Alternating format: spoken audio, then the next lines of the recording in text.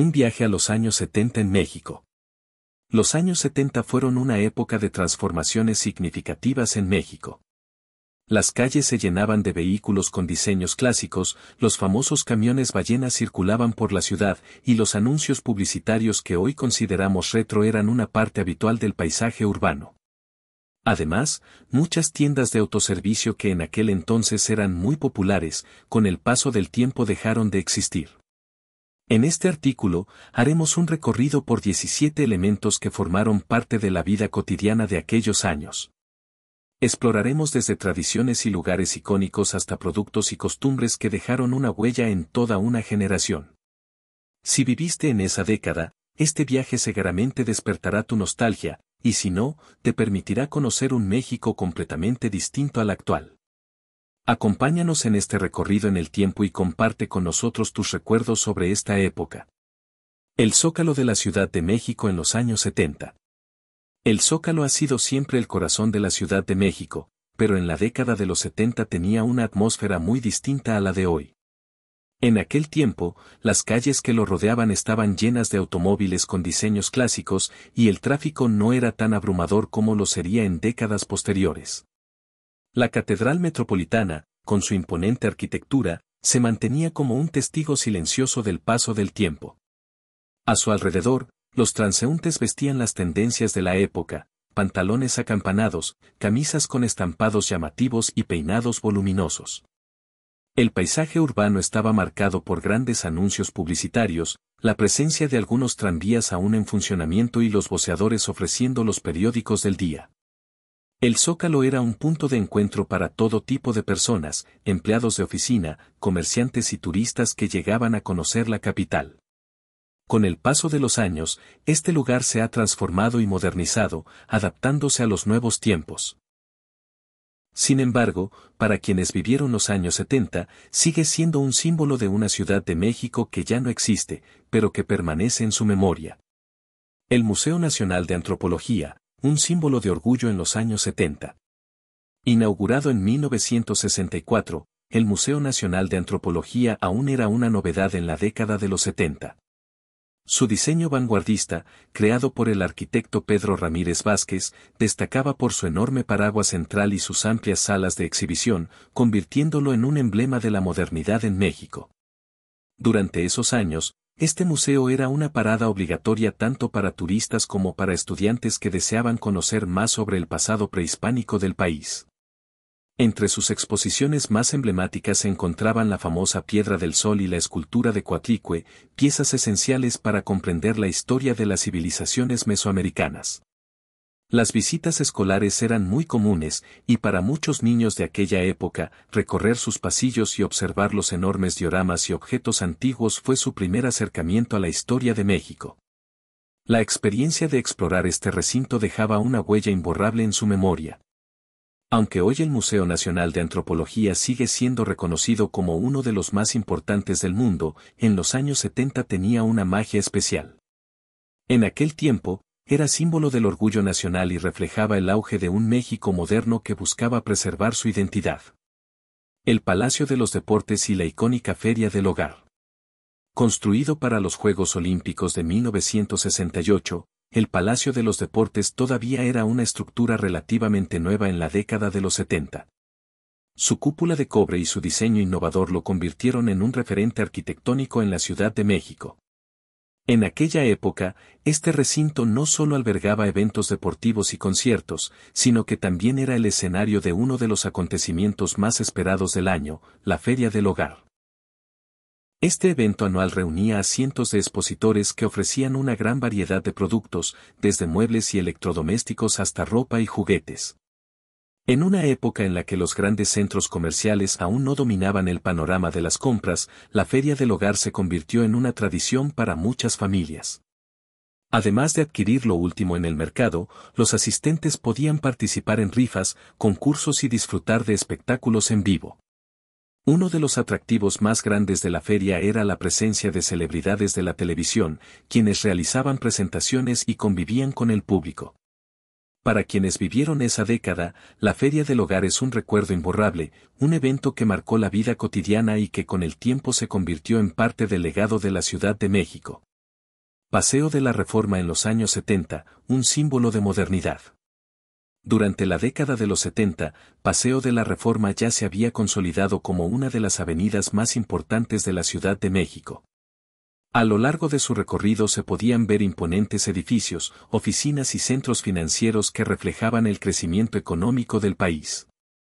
Uno de los inmuebles más emblemáticos de esa época era el edificio de bonos del Ahorro Nacional, una construcción que representaba la solidez financiera de México y promovía la cultura del ahorro entre los ciudadanos. Su presencia en Reforma lo convirtió en un ícono arquitectónico, aunque con el paso del tiempo desapareció, quedando únicamente en la memoria de quienes transitaban por la zona en aquellos años. Otro edificio destacado era el de Recursos Hidráulicos, una estructura que simbolizaba los esfuerzos del gobierno por modernizar la infraestructura de agua en el país. A diferencia del de Bonos del Ahorro Nacional, este inmueble no desapareció por completo, pero con los años ha sufrido modificaciones para adaptarse a la nueva imagen de la ciudad. Recorrer Paseo de la Reforma en los años 70 era una experiencia completamente distinta a la actual. El tráfico era más fluido, la calidad del aire era mejor y se tenía la sensación de estar en una metrópoli en constante transformación. La avenida no solo era un corredor financiero, sino también un reflejo del dinamismo y la modernización de la Ciudad de México. Los camiones ballena, un ícono del transporte en los años 70. Moverse por la Ciudad de México en la década de los 70 era una experiencia muy diferente a la actual. Uno de los medios de transporte más representativos de la época fueron los llamados camiones ballena, que recibieron ese nombre debido a su gran tamaño y a la insignia metálica con la imagen de una ballena que llevaban en su costado. Estos camiones comenzaron a operar a principios de los años 70 y se caracterizaban por su estructura robusta y su capacidad para transportar un gran número de pasajeros. En su interior, los asientos estaban dispuestos de manera estratégica para aprovechar al máximo el espacio. Sin embargo, esto no impedía que en horas pico viajaran repletos, con personas de pie e incluso algunas colgándose de las puertas traseras. Muchos de estos vehículos eran reconstrucciones de modelos anteriores, conocidos como vitrinas, que habían estado en funcionamiento desde la década de los 60. Sin embargo, su tiempo de servicio fue relativamente corto, ya que su diseño poco práctico y su rápido desgaste hicieron que fueran reemplazados a finales de los 70 y principios de los 80. Para quienes vivieron en esa época, los camiones ballena fueron una parte esencial del paisaje urbano, convirtiéndose en un símbolo del transporte público en una Ciudad de México que aún estaba en plena expansión. El boxeo mexicano en los años 70, una década dorada. Durante los años 70, México se consolidó como una potencia mundial en el boxeo, gracias a la aparición de grandes pugilistas que dejaron una huella imborrable en la historia del deporte. Fue una época en la que los combates no solo se vivían en las arenas, sino también en los hogares, donde las familias se reunían frente al televisor para seguir las emocionantes peleas narradas con gran entusiasmo. Uno de los boxeadores más destacados de la década fue Rubén Púas Olivares, considerado uno de los mejores de todos los tiempos en México.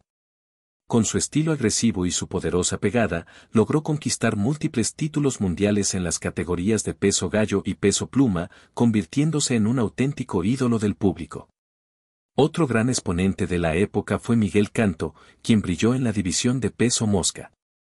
Reconocido por su excepcional técnica defensiva y su habilidad sobre el cuadrilátero, Canto logró defender su título mundial en varias ocasiones, ganándose el respeto de los aficionados y de los expertos en boxeo.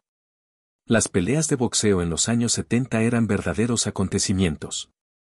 Los combates no solo destacaban por el talento de los pugilistas, sino también por la pasión que despertaban en la audiencia.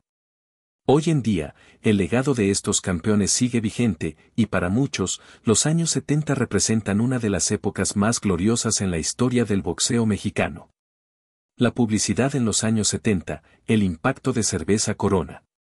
Durante la década de los 70, la publicidad en México comenzó a consolidarse como una herramienta clave para posicionar marcas. Una de las campañas más emblemáticas de la época fue la de Cerveza Corona, que proyectaba una imagen distinta a la que hoy conocemos a nivel internacional. A diferencia de sus anuncios actuales, en los años 70 Corona centraba su estrategia en resaltar la belleza natural de México. Sus comerciales y carteles mostraban escenarios paradisíacos, como playas vírgenes, majestuosas montañas y soleados paisajes. La idea principal era asociar el consumo de la cerveza con el disfrute del entorno natural y el orgullo nacional. Las imágenes de hombres y mujeres relajándose en la arena, con una corona en la mano, se convirtieron en un sello distintivo de la marca. Sus eslóganes transmitían una sensación de tranquilidad, bienestar y conexión con la naturaleza. Gracias a esta estrategia publicitaria, Corona logró posicionarse como una de las cervezas más queridas por los mexicanos. Aunque su enfoque ha evolucionado con el tiempo, los anuncios de los años 70 evocaban una época en la que disfrutar de una cerveza fría significaba también disfrutar de la riqueza paisajística de México. Las tiendas de autoservicio en los años 70, un cambio en la forma de comprar. Antes de que los supermercados modernos se convirtieran en la norma, en la década de los 70 ya comenzaban a transformar la manera en que los mexicanos hacían sus compras. Grandes cadenas como Comercial Mexicana, Gigante y Aurrerá eran los nombres más reconocidos de la época y marcaron una nueva etapa en el comercio. Uno de los detalles más recordados por quienes vivieron en esos años eran las clásicas bolsas de papel en las que se entregaban los productos. Estas bolsas, fabricadas con materiales resistentes, llevaban impreso el logotipo de cada tienda y eran una parte esencial de la experiencia de compra. A pesar de su popularidad, con el paso del tiempo algunas de estas cadenas desaparecieron o fueron absorbidas por otras empresas. Gigante y Aurrerá, que en su momento dominaron el mercado, dejaron de existir bajo sus nombres originales, mientras que Comercial Mexicana también fue reemplazada en muchas de sus sucursales. Curiosamente, en los últimos años ha habido un regreso a las bolsas de papel por razones ecológicas, pero en los años 70 su uso era simplemente parte del día a día. Para muchos, el sonido de las bolsas llenas de productos y la emoción de llevar las compras a casa representan un recuerdo nostálgico de una época de modernización y crecimiento económico en México. El metro en los años 70. La expansión del transporte en la Ciudad de México. Si hubo un cambio que transformó por completo la movilidad en la Ciudad de México durante los años 70, fue la rápida expansión del sistema de transporte colectivo metro.